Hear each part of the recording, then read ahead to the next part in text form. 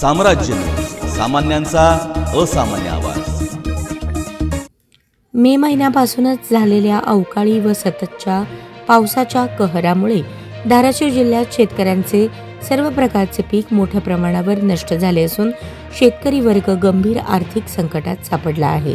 उपजीविकेचा प्रश्न बिकट झाल्याने शासनाने तातडीने उपाययोजना कराव्यात अशी मागणी मानवी हक्क अभियानातर्फे करण्यात आली आहे। अभियानाच्या प्रतिनिधींनी जिल्हाधिकाऱ्यांना दिलेल्या निवेदनात नमूद केले आहे की शेतकऱ्यांचे झालेले प्रचंड नुकसान लक्षात घेऊन जिल्ह्यात ओला दुष्काळ जाहीर करून पंचनाम्याच्या प्रक्रियेशिवाय शेतकऱ्यांना सरसकट अनुदान वितरित करण्यात यावे। शेतकरी आधीच कर्जबाजारी झाल्याने सततच्या संकटामुळे आत्महत्यांना प्रवृत्त होण्याची शक्यता नाकारता येत नाही। शेतकरी सक्षम राहिल्यास देशाच्या तसेच जागतिक अर्थव्यवस्थेमध्ये स्थैर्य निर्माण होईल, अन्यथा परिस्थिती हाताबाहेर जाईल।